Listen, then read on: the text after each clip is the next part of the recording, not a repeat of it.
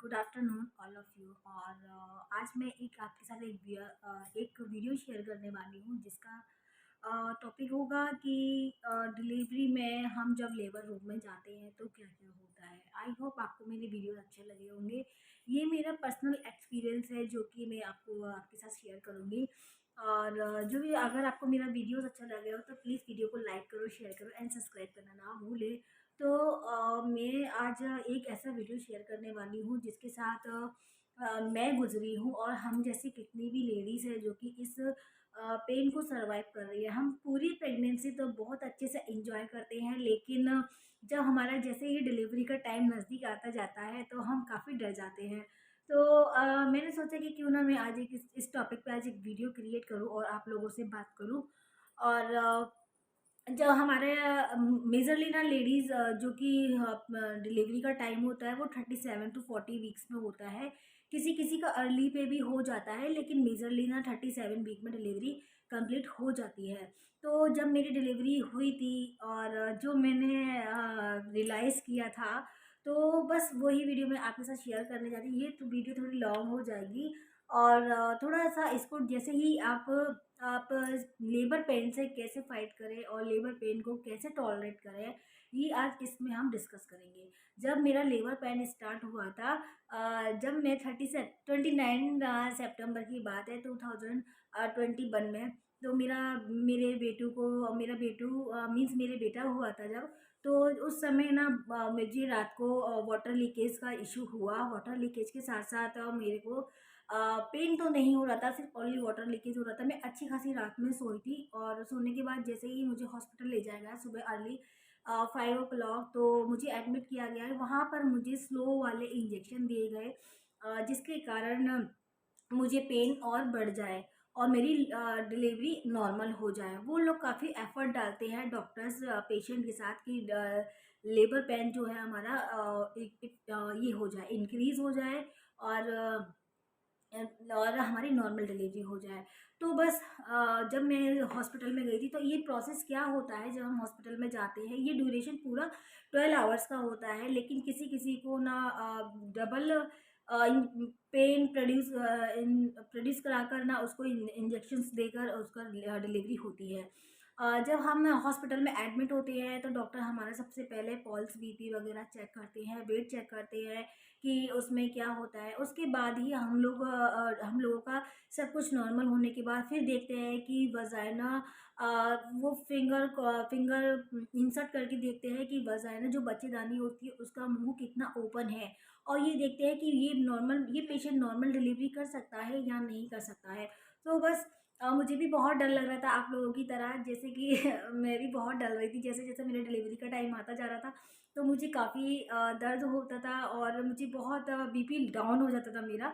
तो मैंने जब मेरा ये वीक चल रहा था, ये टाइम चल रहा था, तो काफ़ी क्रिटिकल टाइम था। तो मुझे सबसे पहले हम लोगों को मेरे को हॉस्पिटल में एक ड्रिप लगाई गई। ड्रिप के साथ मुझे इंजेक्शन दिया गया ताकि मेरे पेन आए। और उन पेनों से ये फिंगर डाल के ये भी चेक किया जाता है कहीं ये फ़ॉल्स पेन तो नहीं है। तो मेरे साथ तो मुझे वही मॉर्निंग में अर्ली 7 ओ क्लॉक पर एक इंजेक्शन दिया गया था जिससे मेरे पेन बढ़ जाए। और मेरे पेन इतने बढ़ रहे थे कि मैं टॉलरेट नहीं कर पा रही थी। तो मैं डॉक्टर से इंसिस्ट कर रही थी कि डॉक्टर प्लीज़ कुछ करो, लेकिन डिलीवरी जल्दी करो, मुझे बहुत दर्द हो रहा है। लेकिन डॉक्टर ने मना कर दिया कि अभी नहीं होगा। जब हम जाते हैं लेबर रूम में जाने से पहले हमको डॉक्टर एनिमा देते हैं, जिससे कि हमारी जितनी भी रेक्टम में मल है जितना बाहर हो जाए और ताकि हम डिलीवरी के टाइम में जितना भी पुश करें तो वो किसी भी प्रकार की पॉटी बाहर ना आए और जो कि बच्चे के लिए बहुत ही हानिकारक होती है। तो 7 ओ क्लॉक पर मेरा देखा गया था फिंगर इंसर्ट करके, तो एक फिंगर ओपन हुई थी जब मैं गई थी घर से। तो मेरी एक फिंगर इंसर्ट हो रही थी जब नर्सेस बोल रही थी कि अगर तुम पेशेंट्स डालोगे तो नॉर्मल डिलीवरी हो जाएगा। फिर हम लोग को एनिमा दिया जाता है। एनिमा देने के बाद फिर चेक किया जाता है कि मेरी फिंगर्स कितना ओपन हो रहा है। तो जब डॉक्टर ने बार-बार चेक किया तो देखा तो 2 फिंगर्स ओपन हो गई थी और मुझे बोला जा रहा था कि पेन को नीचे की तरफ लो, क्योंकि काफ़ी लेडीज़ होती हैं जिसको पता नहीं होता मेरी तरह। मैं पेन को ना ऊपर ले रही थी और मुझे नहीं बिल्कुल नहीं मालूम था कि पेन को नीचे कैसे लेते हैं और पेन को ऊपर कैसे लेते हैं। तो मैं ऊपर की तरफ साँसें ले रही थी तो पेन जिससे क्या था मेरा ऊपर बढ़ रहा था और उनको काफ़ी दिक्कत हो रही थी। तो मुझे समझाया गया कि पेन को नीचे की तरफ लो, साँस नीचे की तरफ लो, तब क्योंकि जब पेन होते हैं तो हमको साँसों को नीचे की तरफ लेने को बोला जाता है। तो बस फिर उसके बाद हम जितना भी वजाइना के प्यूबिक हेयर्स होते हैं उसको रिमूव किया जाता है जब हमको डॉक्टर्स लेके जाते हैं। और डिलीवरी से पहले मेरा एक बेटी का चेकअप हुआ था, लेबर रूम में ही होता है वो, कि ये इससे ये देखा जाता है कि बच्चे की जो नाल होती है, कॉर्ड होती है, वो कहीं बच्चे के गले में तो नहीं फँसी। वो 25 मिनट्स का ड्यूरेशन होता है स्कैनिंग का। स्कैन करते हैं, बस एक रीडिंग आ जाती है और उनके अकॉर्डिंग वो लोग समझ जाते हैं कि हाँ ये नॉर्मल डिलीवरी पेशेंट कर सकता है और बच्चे को कोई हार्म नहीं है।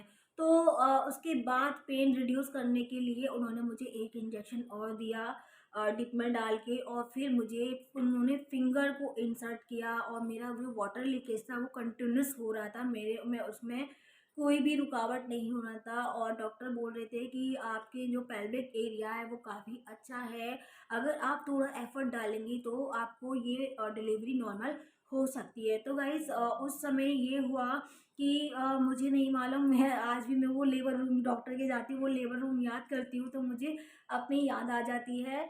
और जब उन्होंने फिर बड़ी डॉक्टर आती हैं, फिर उन्होंने बोला कि डायलेशन करो, ये नॉर्मल डिलीवरी ही कंफर्म होगी, क्योंकि मैं बोल रही थी मुझे दर्द नहीं सहन हो रहा है तो तुम कुछ भी करके मेरा ऑपरेशन करो, लेकिन डॉक्टर बोल रही थी कि तुम ऐसे करोगे तो फिर कैसे चलेगा, हाँ सारे पेशेंट्स कहते हैं नॉर्मल डिलीवरी करो और आप कह रही हो कि ऑपरेशन करो। लेकिन हाँ डॉक्टर ने हिम्मत नहीं हारी और मुझे भी उन्होंने बहुत हिम्मत दी और मेरे हस्बैंड ने मुझे बहुत हिम्मत दी। काफ़ी कंट्रीज़ में मीन्स फॉरेन्स में जो रहते हैं वो तो ये सोचते हैं वहाँ पे तो क्या हस्बैंड को लेबर रूम में ले लेते हैं, लेकिन हमारे इंडिया में ऐसा कल्चर नहीं है। किसी किसी हॉस्पिटल्स में हुआ, लेकिन हमारे यूपी साइड में तो बिल्कुल नहीं है।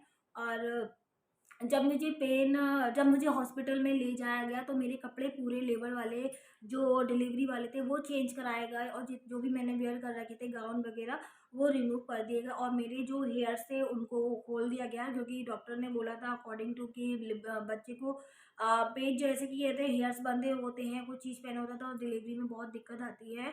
तो जैसे ही मुझे ले जाएगा तो डॉक्टर्स ने मुझे फिर से चेकअप किया, मेरा बीपी वगैरह मेरा हर बार मॉनिटर हो रहा था 1-1 घंटे में। तो बीपी मॉनिटर 1-1 घंटे में 45 मिनट के ड्यूरेशन पे हो रहा था बार-बार, क्योंकि मेरा बीपी क्यों नहीं, क्योंकि मैं बहुत इसमें क्या होता है कि बहुत सारे तकलीफ़ होती है किसी-किसी पेशेंट को, मुझे तो बहुत घबराहट हो रही थी। तो अब जब मेरे कपड़े-वपड़े चेंज हुआ, फिर से मेरा मॉनिटर हुआ, बीपी वगैरह जो सब कुछ चेक किया गया और फिंगर को इंसर्ट करके देखा गया बार-बार कि अभी कितनी फिंगर ओपन हो रही हैं। जो बच्चेदानी का मुँह होता है वो 3 फिंगर्स ओपन होना चाहिए, वो लोग ऐसे काउंट करते हैं अपने से।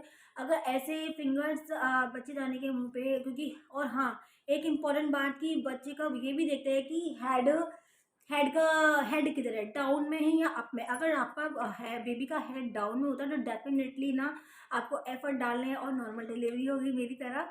और फिर क्या उन्होंने फिर मेरे को कमर में एक इंजेक्शन लगाया और मेरे टाँके आए और उस समय ना उन्होंने बोला सिर्फ श्री कृष्ण भगवान का ध्यान करिए, आपकी डिलीवरी सिर्फ सेकेंड में हो जाएगी गाइस। फिर वो जैसे ही मुझे अंदर ले गए और इंजेक्शन लगाया, कुछ डॉक्टर्स ना एनेस्थीसिया भी देते हैं माइल्ड वाला कि पेशेंट को ज़्यादा तकलीफ़ ना हो, लेकिन मुझे कोई एनेस्थीसिया नहीं दिया गया था उस समय पे।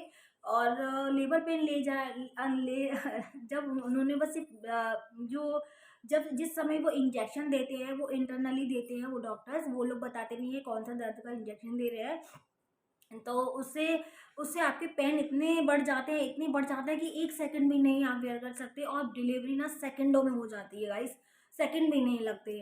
तो मेरी डिलीवरी से हो चुकी थी और आज भी जब मैं आपको साथ ये वीडियो शूट कर रही हूँ तो मुझे सिर्फ वो लेबर रूम याद आ रहा है और बाकी सारी वो एक्टिविटीज़ याद आ रही जब मेरे बेबी बॉय को जन्म दिया था। तो मेरा आज मेरे देखो मेरे भी गूज़बम्प आ गए यार।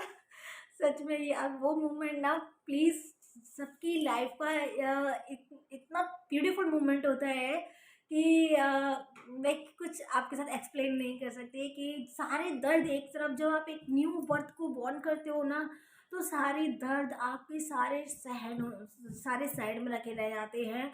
और उसके बाद मेरे बेटू का जन्म सिर्फ 2 या 3 मिनट भी नहीं लगे थे और बेटू मेरा हो गया था। मुझे नहीं बताया गया था कि बेटा हुआ है कि बेटी हुई है। बस डॉक्टर बेबी को ले गए थे और बस मैंने बेटे को रोने की आवाज़ सुनी थी और बेटे की रोने की आवाज़ सुनी। तो मैंने डॉक्टर से पूछा कि डॉक्टर क्या हुआ? तो डॉक्टर बोलते हैं हम तुम्हें नहीं बताएंगे। लेडीज़ डॉक्टर थी सारी।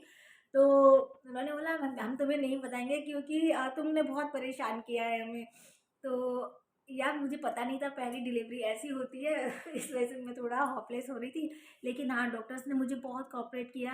थैंक यू मैं बोलना चाहूँगी इस वीडियो के माध्यम से उनको, डॉक्टर्स को, कि उन्होंने मेरी नॉर्मल डिलीवरी करवाई क्योंकि मैं तो हिम्मत हार चुकी थी लास्ट मोमेंट पे। लेकिन उन्होंने मुझे बोला बस थोड़ी सी हिम्मत दिखाओ, तुम्हारा पेल्विक एरिया बहुत अच्छा है, बहुत अच्छा है, कि बहुत स्मूथ है, बहुत स्मूथ है। नॉर्मल डिलीवरी में आपको कुछ भी एफर्ट नहीं डालने पड़ेंगे। अगर आप आधे घंटे का दर्द बेयर कर सकते हो ना, तो नॉर्मल डिलीवरी आपको पता नहीं चलेगा कि कैसे झटपट हो गई।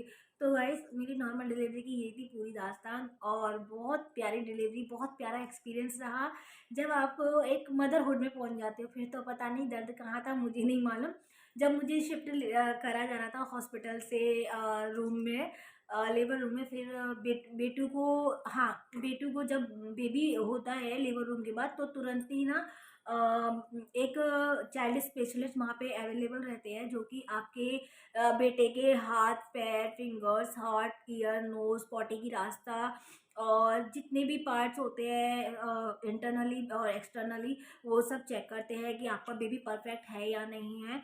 तो मेरे जैसे वहाँ पर डॉक्टर, किसी किसी हॉस्पिटल में क्या होता है कि चाइल्ड स्पेशलिस्ट जो होते हैं वो कभी कभी अवेलेबल नहीं होते। तो मेरे हॉस्पिटल में अवेलेबल थे क्योंकि उनको डिलीवरी के टाइम से पहले ही बुला लिया जाया करता था क्योंकि वो आउटसाइडर डॉक्टर थे, इंटरनली नहीं थे डॉक्टर, चाइल्ड स्पेशलिस्ट नहीं थे। तो इसीलिए उनको बाहर से बुलाया गया था। जिस हॉस्पिटल में जाती हूँ वहाँ पे चाइल्ड स्पेशलिस्ट कुछ नहीं है, लेकिन हाँ गायनोकोलॉजिस्ट है। तो वो बहुत गोल्ड मेडलिस्ट है, उनके लिए मैं बहुत बहुत थैंक यू बोलती हूँ, मैडम आपने मेरी नॉर्मल डिलीवरी करवाई। फिर बेटू को शिफ्ट कर दिया गया। मेरे को हम लोगों का जितना भी होता है और बच्चे की नाल काट दी जाती है और तो जितनी भी गंदगी होती है पेट की वो लोग क्लीनिंग करते हैं पूरा कॉटन डाल के। ये मेरा आंखों देखा एक्सपीरियंस है क्योंकि मैंने देखा है वहाँ पे। और जितने भी टाँके रहते हैं, मुझे 6 या 7 टाँके आए थे और 6 टाँके आए थे मुझे कन्फर्म। 6 टाँके आए थे और मेरे टाँके थोड़ा डीप थे क्योंकि मुझे डॉक्टर ने बोला था तुम्हारे टाँके थोड़ा डीप हैं, तो थोड़ा केयर करने की थोड़ी ज़रूरत है। तो वैसे ही उन्होंने डिलीवरी के बाद बेटू को शिफ्ट कर दिया गया, मम्मी को दे दिया, इनको दे दिया क्योंकि मेरी सास तो यहाँ नहीं है। मेरी मदर इन लॉज कोई नहीं है, ना फादर इन लॉ ना मदर इन लॉ। मेरी मम्मी थी, मेरे हस्बैंड थे बस वहाँ पे उस समय अवेलेबल। तो इनको दे दिया गया और मुझे नहीं पता, फिर मुझे तो शिफ्ट कर दिया गया रूम में। आधे घंटे के बाद मैंने पूछा कि बेटू को क्या हुआ है बता तो मम्मी ने बोला लड़का हुआ है। प्राउड मोमेंट माँ होने के, सच में बहुत प्यारा मोमेंट था। अगर आप लोग भी इंजॉय कर रहे हैं अपनी प्रेगनेंसी तो प्लीज़ करिए और डरिए मत। नॉर्मल डिलीवरी के लिए ट्राई कीजिए, अपना बेस्ट से बेस्ट दीजिए और बेस्ट से बेस्ट देने के बाद आपको जो रिजल्ट आफ्टर डिलीवरी मिलेंगे ना वो कहीं नहीं मिलेंगे। ऑपरेशन के बाद ना मैंने काफ़ी कंडीशंस देखी हैं, काफ़ी लोगों की सुनी है। अभी मेरे बाद की जितनी बारी डिलीवरी हुई है मेरे नेबर्स की, मेरे फ्रेंड सर्कल में, तो सच में उनकी हालत बहुत क्रिटिकल है। मीन्स उनको बहुत सर्वाइव करना पड़ रहा है, एक एक सवा महीने तक वो हिल डुल नहीं सकती और मैं तो पता ही यूँ ही हिल डुल रही थी मेरे तो। और ग्रैंड वेलकम किया गया था मेरे बेटू का, जब मेरा बेटू हुआ था तो मुझे बहुत अच्छा लगा, पूरा घर डेकोरेट था। सच में मैंने कभी उम्मीद नहीं करी थी कि बेटू की डैडी इतना बड़ा सरप्राइज़ देंगे। थैंक यू भी कहना चाहती हूँ मैं उनको। और ये जर्नी मेरी बहुत अच्छी रही और आगे भी आपके साथ मैं अपनी एक्सपीरियंस भी शेयर करती रहूँगी। एक मदर होने के साथ साथ एक वाइफ होने के साथ साथ मैं अपनी दोनों लाइफ यूँ ही इंजॉय करूँगी। Thank you so much. नमस्ते।